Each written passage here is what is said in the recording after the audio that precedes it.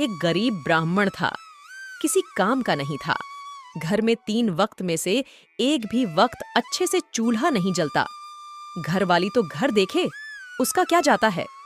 उसकी बीवी बहुत बुद्धिमती थी, गृहिणी है, घर चलाना जानती है, इसलिए घसीट घसीट कर घर चला लेती है। पर खाली हाथ कब तक घर चलाएगी। सुनिए जी, अब घर नहीं चलती। औरत जात मैं क्या करूं? जब 2 पैसे कमाओगे नहीं, भूख प्यास में घर पर ही मरेंगे। पढ़ाई तो 2 अक्षर की नहीं, बचपन से बैठकर खाया, अब क्या करूं? एक बात लिख कर देती, इसे बेच कर आओ।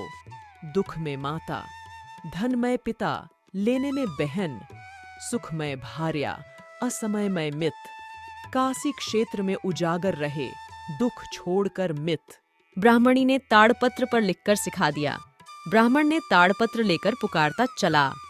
उसी देश में एक व्यापारी था, उसके 7 बेटे थे, ठीक तो योग्य थे, ठीक से मिलकर काम कर लेते।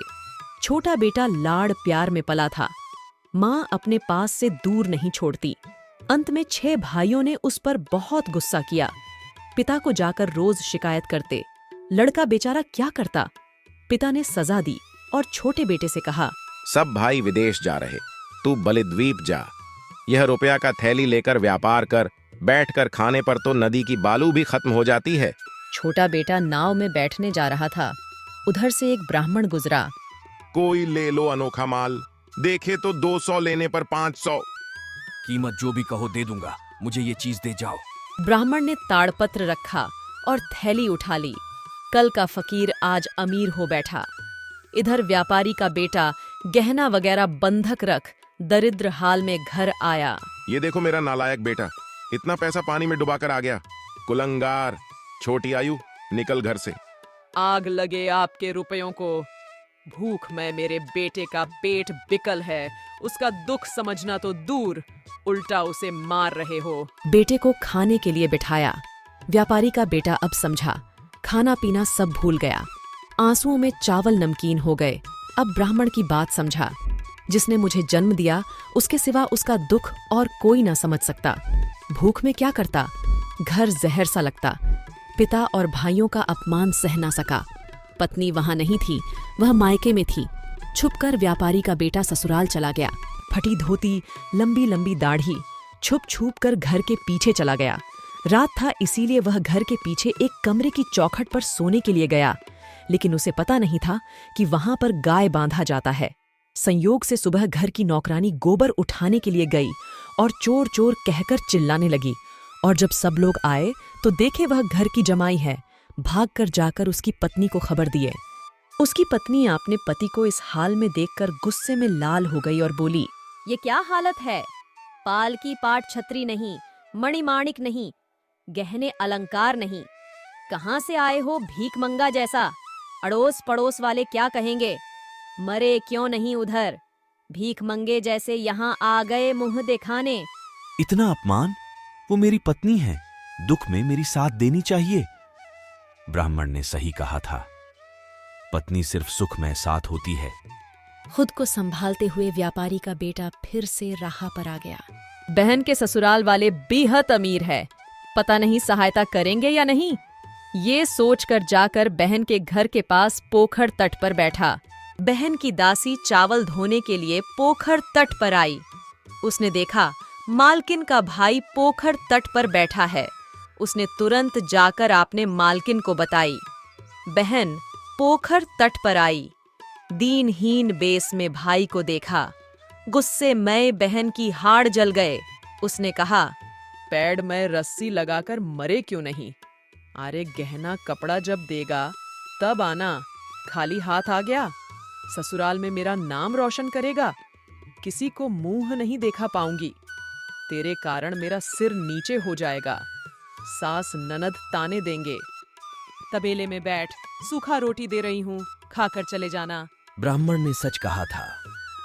लेने में बहन। जब तक मेरे पास पैसा था, बहन मेरा कितना सम्मान और प्यार करती थी। वही दीनहीन वेश में फिर चलने लगा। पहाड़ नदी जंगल फिरता एक शहर में पहुंचा। वहां के राजकुमार पालकी पर निकल रहे थे, लेकिन अचानक से रुककर व्यापारी का बेटा को राजकुमार देखने लगा। दोस्त सावंत, तुम यहाँ ऐसे हालात में मेरे साथ राजमहल चलो। राजकुमार व्यापारी के बेटा को राजमहल में ले आए, अच्छे कपड़े पहनाए, खीर पूरी लड्डू लाकर रानी खिलाए, सोने के थाल में खाने को परोसा। बचपन की साथी और इतने बरसों बाद मिले थे। पूरी रात बातों में बीत गई। सुबह राजकुमार ने कहा, दोस्त, आधा राज्य ले लो, यहाँ रहो। दोस्त, मुझे राज्य नहीं चाहिए, रुपए नहीं चाहिए। इतने बड़े राजकुमार होकर एक रास्ते की भिखारी को सबके सामने बंधु माना, इतना ही काफी है। राजा हो और तुम्हारी स्नेह ने मुझे भी राजा बना दिया। ब्राह्मण ने सच कहा था, असमय में ही दोस्त साथ देते हैं, दुख में जो साथ दे वही सच्चा दोस्त है। व्यापारी का बेटा इतना कहकर फिर से राह पर चल पड़ा। रानी ने उसके लिए मिठाई बनाकर दी थी। रास्ते में खाने के लिए कुछ दूर जाने पर व्यापारी के बेटा को भूख लगी। उसने एक पेड़ के नीचे बैठकर खाने लगा, लेकिन ये क्या, उसमें से सोने की मुहर मिला। व्यापारी के बेटा समझ गया, ये काम रानी ने किया है। उसने मन में रानी का धन्यवाद किया।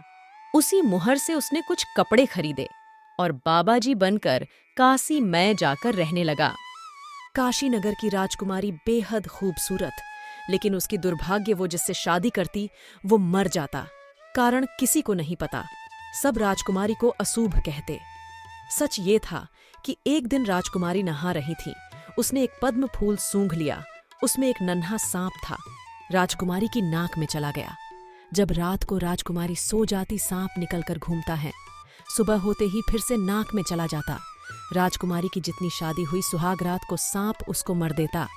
एक दिन काशी नगर की राजा गुस्से में कहा, कल सुबह जो पहला आदमी दिखे उसे ले आओ, वही होगा मेरी राजकुमारी का बर। कोतवाल सुबह जैसे ही व्यापारी के बेटे को बाबा जी के रूप में देखा, उसे वह राजमहल ने आया।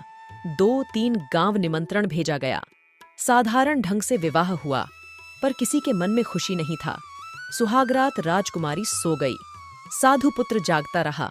वह जानता, ब्राह्मण ने कहा था, काशी क्षेत्र में उजागर रहे, दुख छोड़ जाए मित। आधी रात में राजकुमारी के नाक से सांप निकला। घरों में 4 और फिर आया। अब व्यापारी के बेटे को काटने चला। उसने तलवार से चोट की और सांप मर गया। उसने राजकुमारी को जगाया। दोनों ने हंसी खुशी रात बिताई। सुबह कंधा देने वालों ने आवाज दी, दरवाजा खोलो, जमाई की शब लेके जाना है। अंदर से आवाज आई, कोई है तो सांप को यहां से ले जाओ, जमाई जीवित है। ये देखकर सब बहुत खुश हुए। बहुत दिन तक उत्सव मनाया गया। एक दिन व्यापारी के बेटे ने कहा, मुझे अपने घर जाना है। यह राज्य आपका है, आपको और कहाँ जाना है? व्यापारी के बेटे ने आपने पूरी कहानी अपने ससुर को सुना दी। व्यापारी का बेटा काशी राजकुमारी के साथ आपने घर लौटने के लिए निकला। उसे रास्ते में वहीं दोस्त मिला और दोनों कुछ देर बात करने के बाद उनका धन्यवाद करके व्यापारी का बेटा आगे बढ़ा। बहन ने देखा भाई राजकुमारी को शादी करके आ रहा है। उसने तुरंत उसकी स्वागत की तैयारी करी।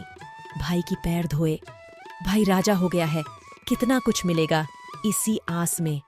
मीठे भात, सरपुरी, 6 तरकारी, 9 भाजा बनाकर सोने की थाली में परोसा। लेकिन भाई कैसे भूल सकता है वो दिन। उसने खाने को छुआ तक नहीं। उसने कहा, बहन, घर के पीछे तबेले में जो सूखी रोटी देने की बात की थी, याद है? फिर चलने लगे। घर पास आया। ये कौन आ रहा है? लगता है कोई राजा आ रहा है। कहीं मेरा धन मानिक लूटने तो नहीं आ रहा है? पहचान नहीं पा रहे क्या पिताजी? मैं तुम्हारा वही कुलांगर छोटा बेटा। कुछ रुपए के लिए लात मारकर घर से निकाल दिया था। रुपए से बड़ा कुछ ना दिखा। 7 थैला निकालकर पिता के सामने फेंक दिया। भाई भाभी सब स्वागत करने आए थे, लेकिन किसी को कुछ भी नहीं कहा। माँ को साथ लेकर व्यापारी का बेटा फिर से काशी लौट आया।